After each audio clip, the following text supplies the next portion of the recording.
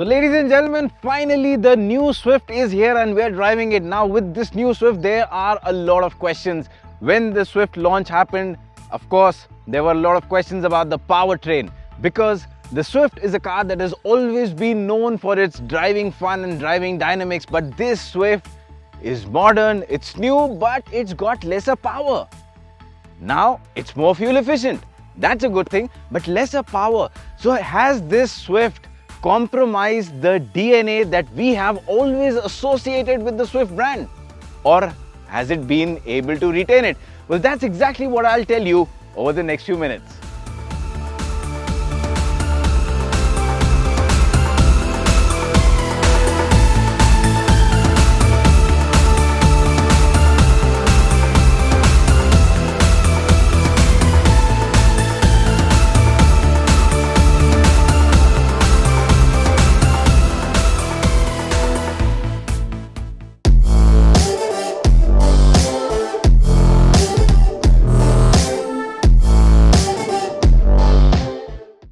Now let's start off with the design first, and as you can see, well, the Swift does look different from its predecessor. Now it's not radically different in terms of a silhouette or in terms of a basic appearance.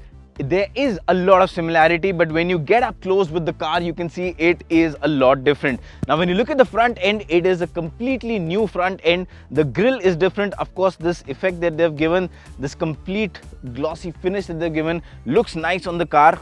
Also, the bonnets move back and you've got new headlamps with new LED DRLs.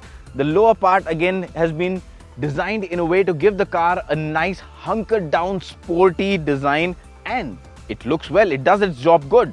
When you look at the side profile again, you'll see this very strong shoulder line going across, gives the car a bit of a dynamism that the Swift has always been known for. And when you look at the rear, again you've got these new tail lamps, these nice C pattern that looks good, the LED tail lamps, and of course the tailgate and the bumper, all the creases are more pronounced to give it a bit of a sporty effect. Also, when you look at it from the rear, you can see the design is in such a way that it accentuates the feel of the car being wide.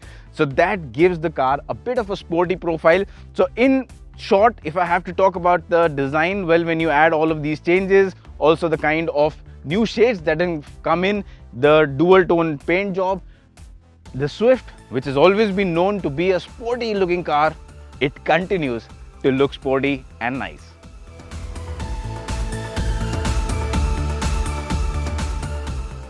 Alright, so now that we've already spoken about the exterior, let's talk about the cabin. And well, once you step inside the cabin, there is a lot that has changed and you realize quickly that it's very different from the outgoing Swift. Now, when you compare it to the outgoing Swift, you will instantly realize the highlight is this touch screen. Now, it's a floating unit, looks really well, has been blended well with the dashboard, and it does its job well too. I mean, the visibility is great. It's got Android Auto, Apple CarPlay. It is a connected car, so you get more than 40 connected features. You can do a lot of stuff using your smartphone, getting information about the car and all of that stuff. You can do it using your smartphone. So connectivity is there, looks good, does its job well. The touch response is fluid, visibility is nice. The user interface is again very fluid, easy to use. So yes, a very good unit in that perspective. The instrument cluster, now this is something I really like. In the age where, instrument clusters are going fully digital, I am not against digital clusters, but the feel of those analog meters is just unbeatable, at least for me. And that's what the Swift gives you. And that is something I like. The Swift has always been a car that has, embodied the spirit of driving. It's the joy of driving. And with these analog clocks, you get that feel. So this is something I really like, the tachometer, the speedometer, those old school needles. Yes, you have the digital MID in between. It gives you all the information you want, but yes, the old school touch, I really love it. Beyond that, of course, it's a new dashboard, and looks good, the fitment quality is good, the material quality I would say is again good, feels premium, and that is what you expect from a car. I mean, a Swift, the top end on road would cost you more than 10 lakhs. So for that money, you expect it to be premium, you expect it to feel expensive, and it does. I'll give the engineers that.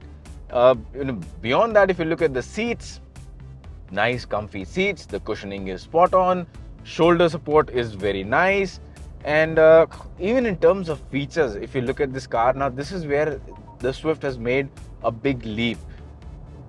Like I said, it's got connected features, so over 40 connected features, it's got this digital MID.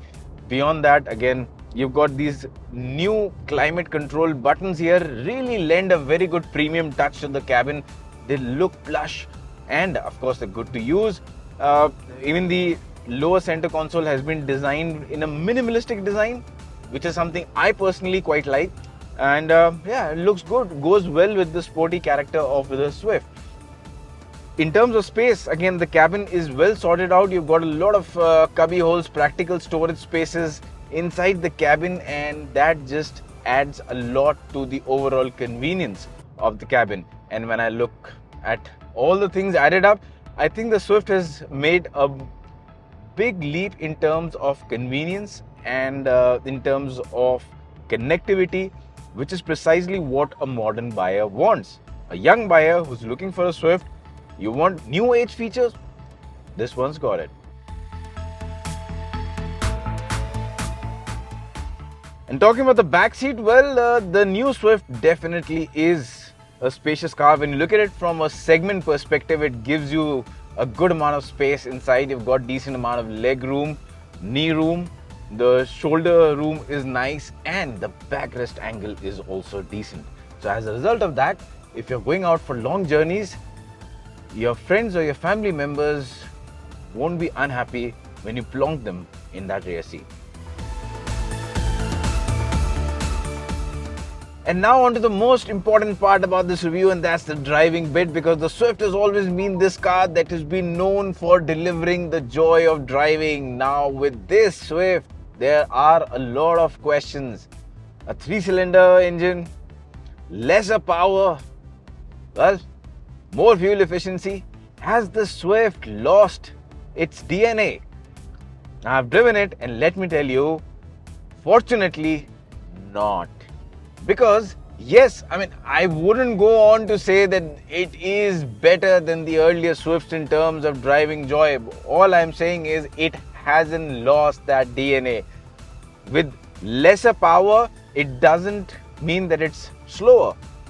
It accelerates quicker. The company claims so, and it is. But you need to understand the fact, I mean, this 1.2 litre engine, the Z series engine, is tuned for fuel efficiency, and it's super fuel efficient. It just sips on fuel. So yes, I mean, even in our driving, I've been driving now on the highway a bit, on the narrow streets inside the city, and we've been caning the car hard, but still it's giving over 15 kilometers to a litre. Put it into perspective, add a general driving cycle, you will easily get about 19-20 kilometers in the city, which is great fuel efficiency for a car. But the point is the driving fun. Now, you see, the company says it accelerates quicker, and like I said, it does, but the point is that it accelerates when you're pushing it hard. You need to be caning the hell out of this engine, and then you get that. Now, when you're driving it normally, which you would be doing on a daily basis, well, that's when you feel that it isn't that powerful, because it needs to be revved hard, the engine takes time to come to a boil, and well, that in a way, takes a bit away from the driving fun.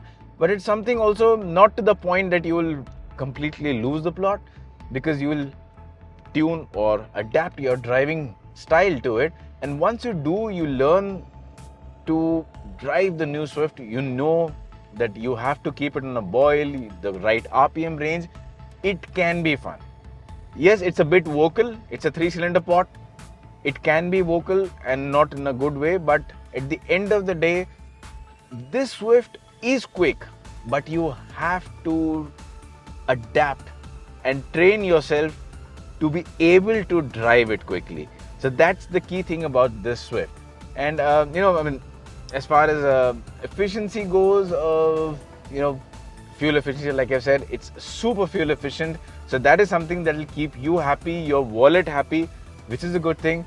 In terms of NVH, noise, vibration and harshness insulation, again, decent job done. It's a 3-cylinder pot, makes a fair bit of sound when you're revving it hard, and a lot of it filters inside the cabin. But otherwise, when you're cruising like I am right now at about 80 kilometers an hour, it's a silent cabin, so that's a good thing to enjoy. And dynamics, let's talk about dynamics. Well, that is one thing that I'm very happy to report that the Swift hasn't lost.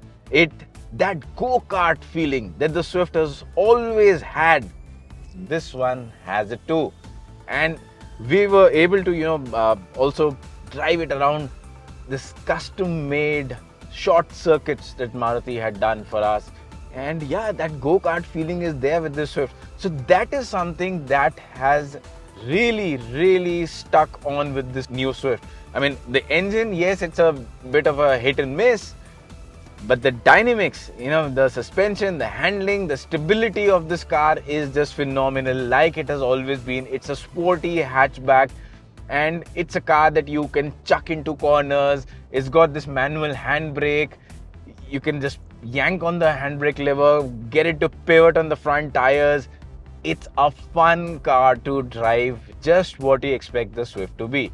So yes, a bit of change in terms of powertrain. When I'm talking about powertrain, let me tell you that in terms of automatic, what you get is an AMT. So yes, if you're going in for an automatic option, driving fun is something that you really shouldn't be bothered about, because an AMT is not going to deliver that. Yes, you can put it into manual mode and get the joy. There are no paddle shifters.